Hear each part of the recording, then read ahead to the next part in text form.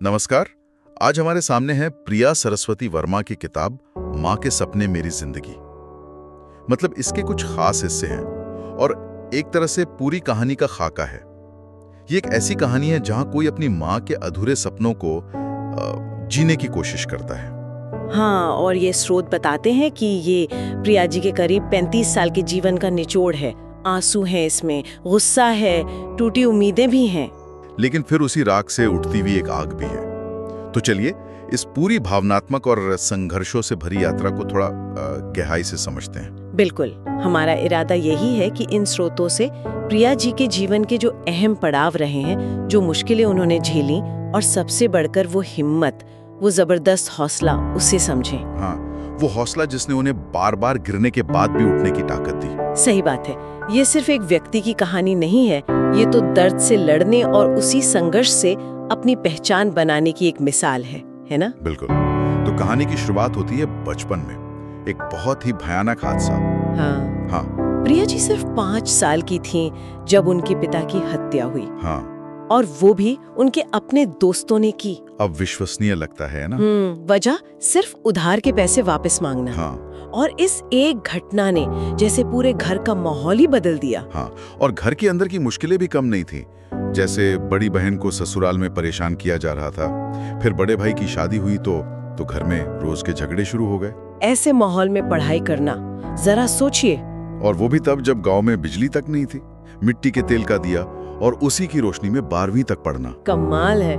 और इन सब के बीच एक सपना भी था, कल्पना चावला जैसा बनना। हाँ, पर सपनों की राह कहाँ आसान होती है? बिल्कुल नहीं।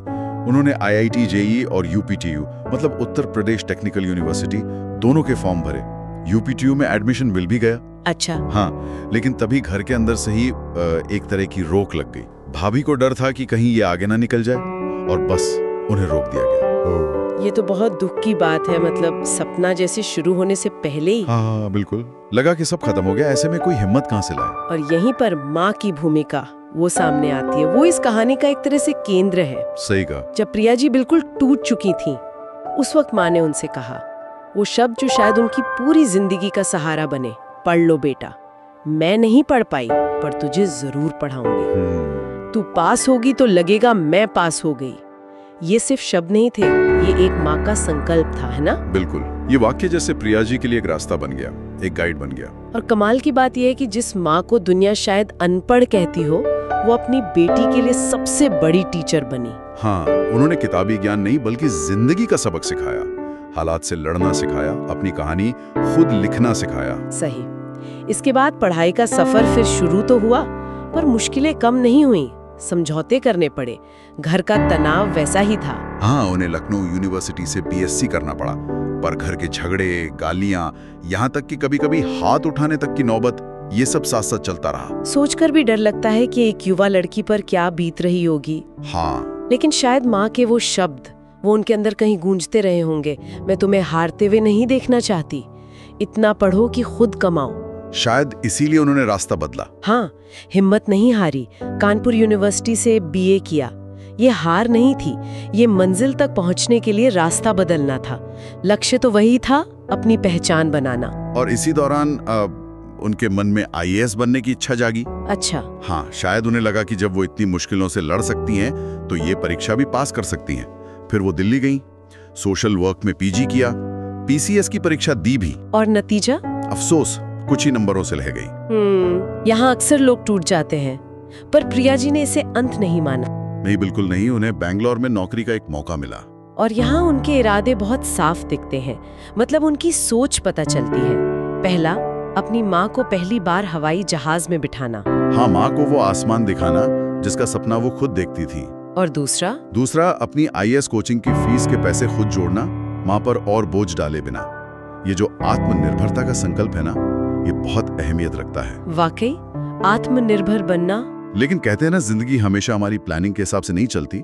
बैंगलोर जाने का, माँ को हवाई यात्रा कराने का वो सपना, वो अधूरा रह गया। क्यों, क्या हुआ? माँ बीमार पड़ गई और अस्पताल में माँ ने उनसे अपना आखिरी वादा लिया। आखिरी वादा? हाँ, उन्होंने कहा, तुम्हारे छोटे भाई की जिम्मेदारी अब तुम्हारे हाथ है। ओ, ये तो एक ऐसा पल था जिसने प्रिया जी की पूरी दुनिया ही बदल दी होगी, सपनों की दिशा बदल गई होगी। हाँ, माँ का जाना और फिर कंधों पर ये नई जिम्मेदारी। लगा जैसे आईएएस बनने का सपना कहीं पीछे छूट गया। माँ के जाने का खालीपन और इस वादे का वजन, इसे समझना जरूरी है। क्या ये सिर्फ बोझ था या इसने कोई नई दिशा दी? उन्होंने अपनी डायरी में लिखा भी है इस बारे में, माँ मैं गिरती हूँ पर टूटूंगी नहीं।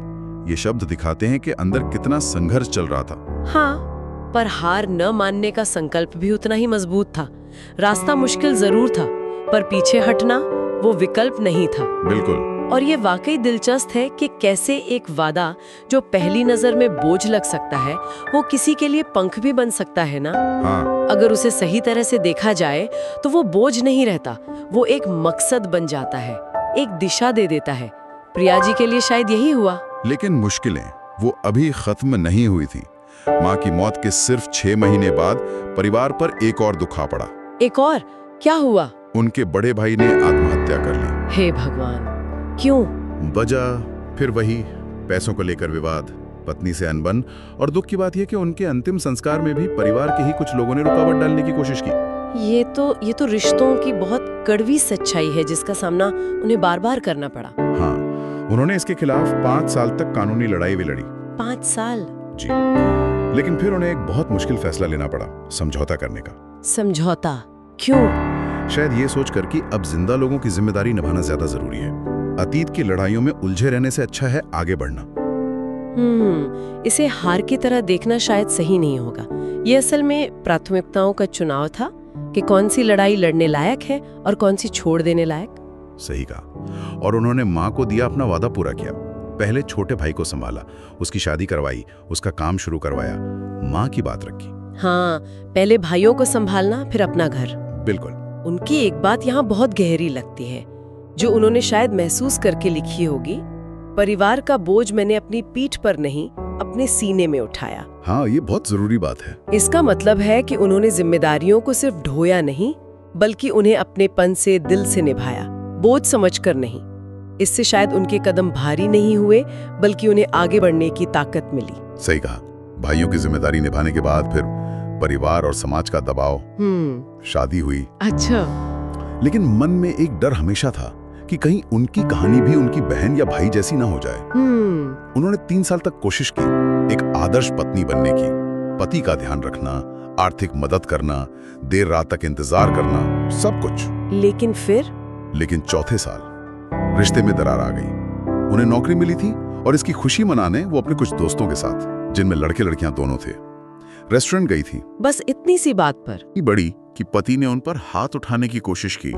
ओह! लेकिन इस बार प्रिया ने वो हाथ पकड़ लिया, रोक दिया। ये एक बड़ा मोड़ था। हाँ, ये उनके लिए एक निर्णायक पल था, आत्मसम्मान पर हमला, और उन्होंने उसी दिन वो घर छोड़ दिया। और सास, जिनसे माँ बाप जैसी उम्मीद रही होगी, उनका रवैया भी बहुत कड़वा रहा। इस अनुभव से प्रिया जी ने जो सीखा वो बहुत साफ है। रिश्ते खून के हों या ससुराल के, जब उनमें भरोसा और प्यार ना हो तो वो बोझ बन जाते हैं। बिल्कुल, ऐसे रिश्ते को ढोने का कोई मतलब नहीं। और इस अलगाव के बाद ऐसा लगता है जैसे उन्होंने अपने पंख खोल दिए। अब शुरू हुआ असली सफर, अपने दम पर खड़े होने का। हाँ, उन्होंने अपनी एनजीओ शुरू की, सरस्वती डेयरी फार्म की स्थापना की, और आज वो हजारों महिलाओं को जीवन कौशल सिखा रही हैं, आजीविका कमाने के तरीके बता रही हैं, उद्यमता का प्रशिक्षण दे रही हैं। वही सिखा रही हैं जो उन्होंने खुद सीखा, अपने पैरों पर खड़ा होना। सही। रिश्तों की उलझनें अभी भी हैं। कुछ रिश्तेदार जो पहले पूछते नहीं थे, वो अब उनकी सफलता देखकर जुड़ना चाहते हैं। अच्छा। उन्होंने बहन की बेटी की पढ़ाई का जिम्मा उठाया, पर बाद में उसी भतीजी ने रिश्ता तोड़ लिया। लेकिन कड़वे अनुभवों के बीच छोटी भाभी के रूप में उन्हें माँ जैसा सहारा भी मिला, जिसने दुख कम करने में मदद की। हाँ, ये भी जरूरी है। पति से अलगाव हो चुका है, तलाक की प्रक्रिया चल रही है, इस यकीन के साथ कि जहाँ इज्जत और विश्वास नहीं, वहाँ साथ रहने की जिद बेकार है। अगर हम थोड़ा पीछे हटकर देखें तो ये कहानी, ये व्यक्तिगत दर्द को एक बड़े सामाजिक उद्देश्य में बदलने की एक अद्भुत मिसाल है। हाँ, उन्होंने अपने संघर्षों से, अपने जख्मों से जो सीखा, उसे हथियार बनाकर दूसरी महिलाओं के लिए रास्ते बनाने का काम शुरू किया। ये दिखाता है कि कैसे हमारे निजी अनुभव, चाहे कितनी भी दर्दनाक क्यों न हो, दूसरों के जीवन में अच्छा बदलाव लाने का जरिया बन सकते हैं। बिल्कुल। और अब प्रिया जी की एक नई पहचान है, कलम वाली मुसाफिर। हाँ, वो लिखती हैं समाज के दौरेपन पर, दमन पर, अन्याय पर। वो पढ़ती हैं, लिखती हैं और अपनी कलम को उन्होंने एक बदलाव का माध्यम, एक आंदोलन बना लिया है।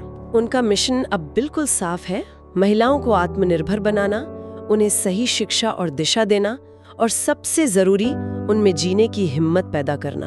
हाँ, वो नहीं चाहती कि जीवन की मुश्किलों से हार कर कोई और उस रास्ते पर जाए जिस पर उनका भाई चला गया था। उनके अपने अनुभव अब उनके काम की प्रेरणा है। और ये किसी जीत से कम नहीं कि जो रिश्तेदार कभी पूछते नहीं थे वो आज उनसे जुड़ना चाहते हैं। हाँ। जैसा वो खुद कहती हैं, मैं पिछले दर्द में नहीं अटकी। सही। माँ के अधूरे सपने, भाई की कहानी से मिली आग, डायरी के पन्ने, ये सब मिलकर अब उनके लिए रोशनी का काम कर रहे हैं। हाँ, और किताब की आखिरी पंक्ति और उपसंहार का सार भी यही हौसला देता है। आखिरी पंक्ति है, मैं रुकूंगी नहीं, मेरी माँ का सपना उड़ता रहेगा, मेरी जिंदगी उसी की उड़ान है। वाह। और उपसंहार का निचोड़ भी यही है, मैं गिरती नहीं, उठती हूँ। और साथ ही वो पाठकों से एक अपील भी करती हैं, अपनी बेटियों को सिर्फ पढ़ाएं नहीं, उन्हें सही दिशा दें और इज्जत दें, तभी समाज बदलेगा। तो इस पूरी बातचीत से और इन सोरतों से अगर हम कुछ खास बातें निकालें तो सबसे पहली चीज जो दिमाग में आती है वो है प्रिया जी का अटूट लचीलापन, उनकी रेजिलियंस। हाँ, जबरदस्त। पिता की हत्या, पढ़ाई में रुकावटें, माँ और भाई की मौत, शादी में धोखा, मतलब इतनी त्रासदियों के बाद भी टिके रहना और फिर उठ खड़ा होना, ये सच में असाधारण है। पर ये सिर्फ टिके रहना नहीं था, ये खुद को गढ़ना था। बिल्कुल सही। और दूसरी अहम बात जो सामने आती है वो है वादों की ताकत। माँ का पहला वादा, तू पास होगी, और फिर उनका आखिरी वादा, छोटे भाई की जिम्मेदारी वाला। हाँ। ये वादे सिर्फ बोझ नहीं थे, ये प्रिया जी के लिए एक तरह के नैतिक कंपास बन गए, एक दिशा सूचक। इन वादों को निभाना ही उनके जीवन का मिशन बन गया। इसने उन्हें मुश्किल दौर में भी रास्ता दिखाया। ये दिखाता है कि जिम्मेदारियां हमें मकसद दे सकती हैं। तीसरी बात जिसने मुझे बहुत प्रभावित किया वो है आत्मसम्मान को सबसे ऊपर रखना। हाँ, बिल्कुल। जब पति ने हाथ उठाने की कोशिश की तो उन्होंने बिना हिचक के उस रिश्ते को छोड़ दिया। ये एक बहुत शक्तिशाली संदेश है कि प्यार और विश्वास के बिना कोई भी रिश्ता सिर्फ एक बोझ है, और आत्मसम्मान वो किसी भी कीमत पर समझौता करने वाली चीज नहीं है। सही। वो एक सीमा थी जिसे उन्होंने पार नहीं होने दिया। और आखिर में जो शायद सबसे ज्यादा प्रेरणा देता है वो है व्यक्तिगत पीड़ा को सामूहिक शक्ति में बदलने की कला। हाँ। अपने गहरे जख्मों और संघर्षों से उन्होंने जो सीखा उसे सिर्फ अपने तक नहीं रखा, बल्कि हजारों दूसरी महिलाओं के लिए उम्मीद और सशक्तिकरण का जरिया बनाया। ये उस प्रक्रिया को दिखाता है जिसे शायद हम पोस्ट ट्रॉमेटिक ग्रोथ कह सकते हैं। अच्छा शब्द है। हाँ, मतलब कैसे गहरे आघात से गुजरने के बाद इंसान न सिर्फ उभरता है बल्कि पहले से ज्यादा मजबूत और उद्देश्यपूर्ण बनकर उभरता है। वाकई प्रिया सरस्वती वर्मा की कहानी सिर्फ घटनाओं का एक लेखा जोखा नहीं है। ये इस बात का जीता जागता सबूत है कि इंसान कितनी भी गहरी निराशा और अंधेरों से गुजरा हो, वो खुद एक रोशनी बन सकता है, न सिर्फ अपने लिए बल्कि दूसरों के लिए भी। सच कहा। और ये कहानी हमें सोचने पर मजबूर करती है, क्या हर अंत वाकई एक नई शुरुआत का दरवाजा खोलता है? और जब हम अपने दर्द को दूसरों के लिए मरहम बनाने की कोशिश करते हैं तो इस प्रक्रिया में हम अनजाने में खुद को भी कैसे ठीक करते जाते हैं, कैसे अपनी एक नई ज्यादा मजबूत पहचान बनाते हैं। ये एक ऐसा सवाल है जिस पर हम सब सोच सकते हैं।